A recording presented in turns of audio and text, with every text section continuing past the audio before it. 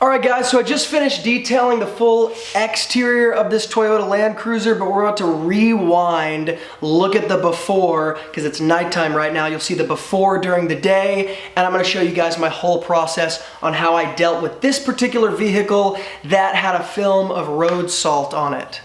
Now, before we get started, I want to give you guys a detailed look at the before. I do apologize for any lighting issues. Even in the beginning and the end, I kind of ran into some of these lighting issues. This first part showing you guys the before is not the best lighting because it was raining outside, so I pulled it into my garage. And when the garage door is up, it's a little difficult to get good lighting because the garage door covers up some of those ceiling lights. And then even afterwards, there's a bit, because it was so dark, there was just a lot of lighting issues that I ended up having. But just to give you guys some context for this vehicle, this is not a show car or a showpiece or anything fancy to the customer. This is just his daily driver that he takes to and from work and on any road trips, and it's covered in kind of a film of dirt and road salt from it snowing outside. And so I'm just taking care of this in a very basic way. And I want to show you guys the tools, products, and process that I use when I'm doing a more basic detail from start to finish, because this is probably what most of you guys are seeing in your auto detailing businesses, or even if you're just a car enthusiast dealing with your own daily driver vehicle. It's not a Ferrari, it's not a Lamborghini. This is a daily driver black Land Cruiser, so there are going to be a lot of swirls when I'm done, a lot of scratches, and a lot of imperfections, but once again, none of those things are what my customer is concerned about in this case. He just wants it shiny and black again. So as I'm doing this, you actually are not going to be able to see any of the swirls in the beginning because of that road salt and film that's on the car. But afterwards, under the garage lighting, yes, it's going to be shiny. Yes, it's going to be detailed, but you'll probably see what I'm talking about.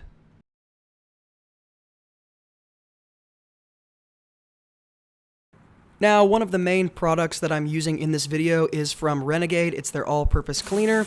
That's going to be used for the tires and the wheel wells. It's an interior and exterior cleaner, very, very safe, so any overspray I get on any glass, plastic, or painted pieces, I don't have to worry about. So I coat the tires in this all-purpose cleaner that's ready to use, as well as the wheel wells, and I let it sit for just a little bit. With the wheel wells, I am going to be using a long adapter and one of my new Wilson Auto Detailing drill brushes. No, these are not on the market yet, but this is going to be an all-in-one drill brush package for auto detailers that is going to be really, really, really valuable because it includes basically everything you need. But again, these are not on the market yet. About 2 more months and they will be, but that is what I'm using to clean the wheel wells and scrub them just a little bit because there is a lot of film as far as road salt and things are concerned in there.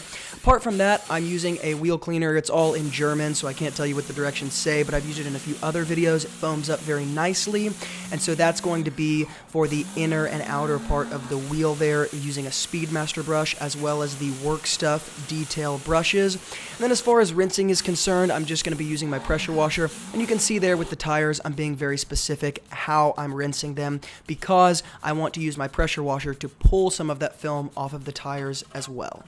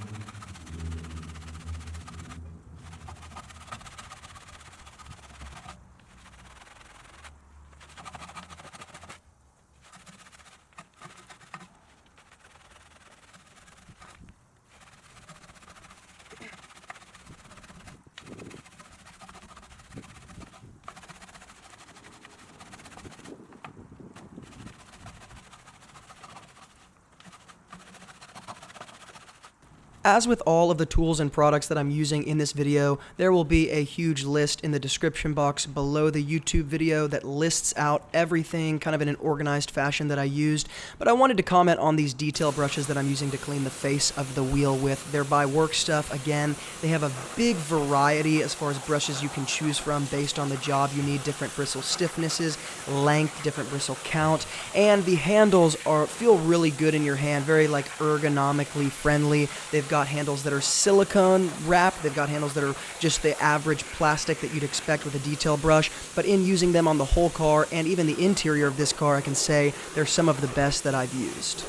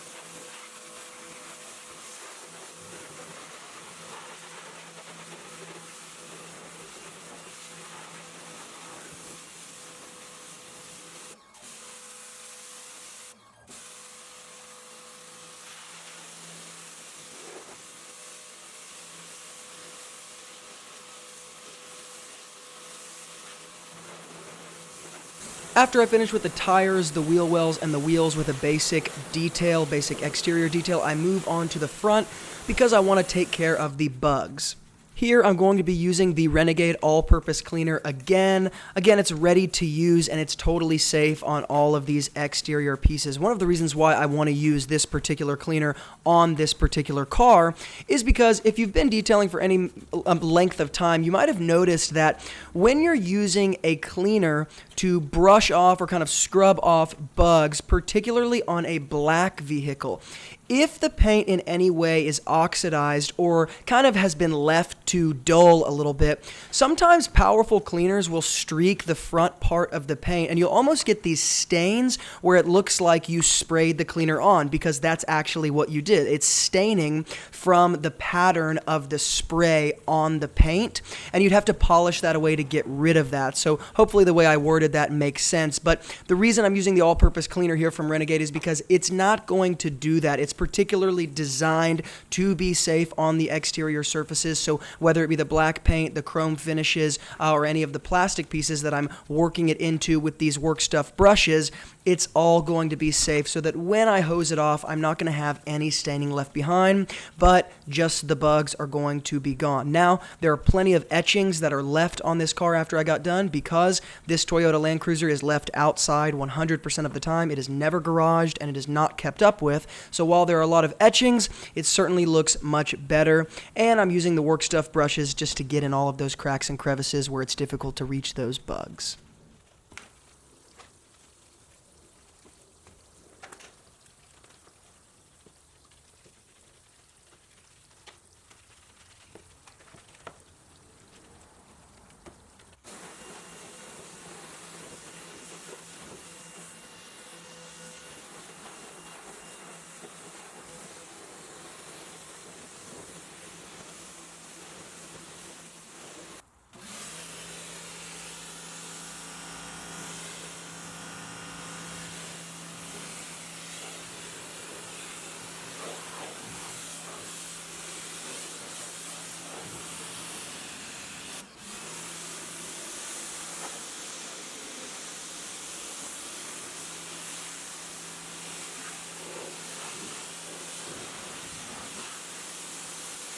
After the bugs, I'm going to go ahead and rinse the whole car down, get a little bit of that surface dirt off, fill up my bucket, my 5-gallon bucket, with water, and then I'm going to put my grit guard in. Now, in this particular case, I'm not going to be using the exact 2-bucket wash method or the prescribed pre-rinsing method that most of you guys are probably used to. I'm going to go straight to the foaming, and then I'm going to take my mitt and start agitating that foam. So yes, I am skipping that pre-rinse wash phase. Only reason I'm doing that is because, number one, detailing is a case-by-case basis, so while I often do a pre-rinse method, I am not here because, number one, I'm not charging the customer to do that. Number two, my customer is not interested in doing that. And number three, because this car is going to be left outside right after I get done with it, and it's going to go right back to the daily driving usage that it's for. Again, my customer is not paying, nor is he interested in me taking every single precaution necessary that some of my other customers are concerned with. So here I'm moving straight to the wash phase, and I know a lot of people are going to really resent the fact that I'm doing that, but that's okay. Once again, there's not a one-size-fits-all in the detailing world. You have to, especially when you're running a detailing business, treat things on a case-by-case basis. But even though I'm skipping that pre-rinse phase, I am doing a version of the 2-bucket method, as you can see. In between each of the panels that I'm washing, I'm going ahead and rubbing that wash mitt against the grit guard, rinsing it with that 5-gallon clean water bucket, and then going ahead and rinsing the car off when I'm done with each side. So I'll move to the front, then to the roof, and work my way around.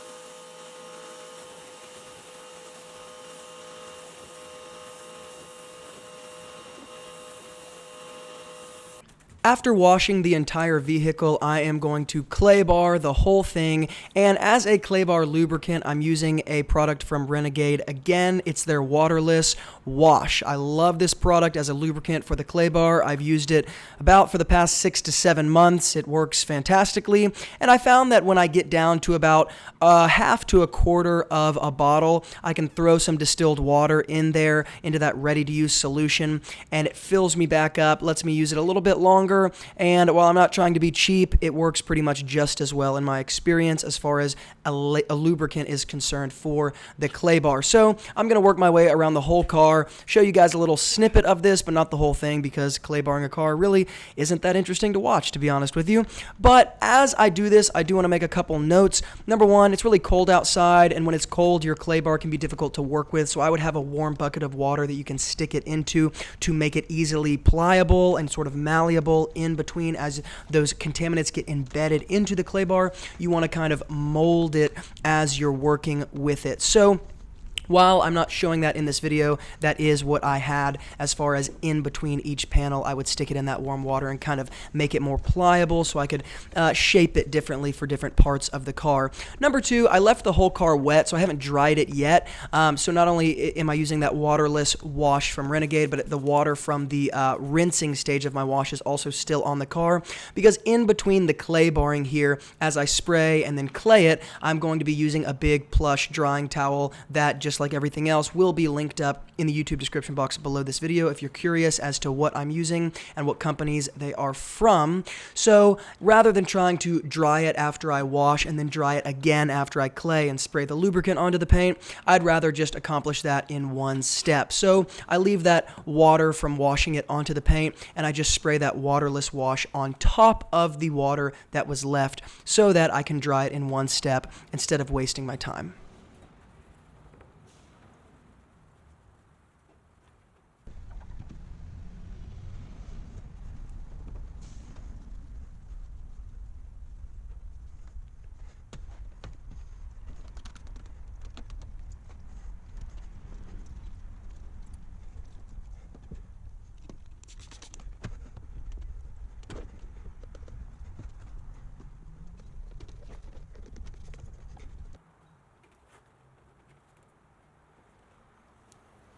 Also, to those of you who are wondering, yes, I use a ladder and sometimes I don't. There's different drawbacks to some of these things. Sometimes, of course, you're going to hear guys say, always use a ladder in the detailing world. I found that in my experience and in my particular detailing business, yes, I like a ladder for tall, kind of souped up trucks, but when I'm dealing with just a regular SUV like this, a ladder is kind of more problem than it's worth. Number one, you have to risk making sure you're being very careful so you don't actually nick the paint with the side of the ladder, which of course you can do as long as you're cautious. But it's much easier to just climb up on the tire. I'm not damaging anything. I'm not hurting the paint. I'm not leaning overly or too much onto any part of the paint, and it just makes things go by a bit quicker.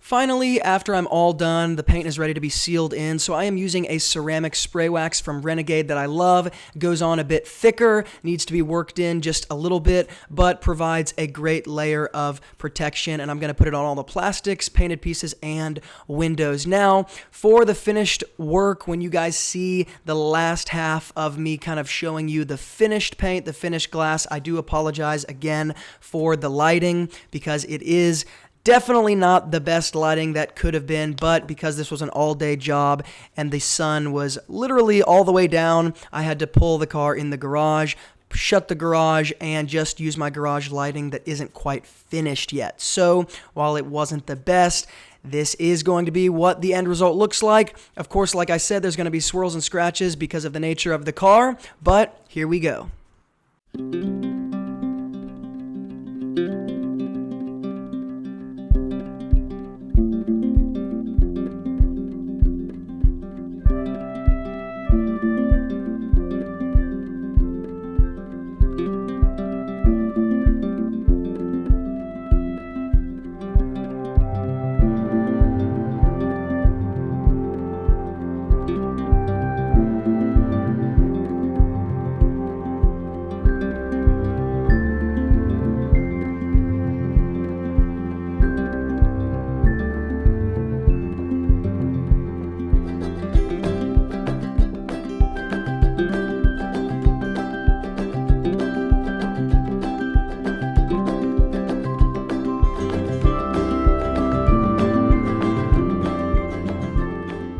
All right, guys, that's it. If you want to check out any of the tools or the products that I use in this video, and specifically the Renegade products, I'm going to hook up links to all of that stuff in the YouTube description box below this video. Definitely check out those products, doing a ton of testing and have a ton of experience with them so far and loving what I'm seeing with them. So definitely check out those links if you want to buy any of that. If you're new to the Wilson Auto Detailing channel and you haven't subscribed, then hit the red subscribe button and tap the bell icon so that you don't miss any future videos that I put out. And as always, from Luke here at Wilson Auto Detailing, thank you guys for watching. Keep working hard, and I'll see you guys in the next video.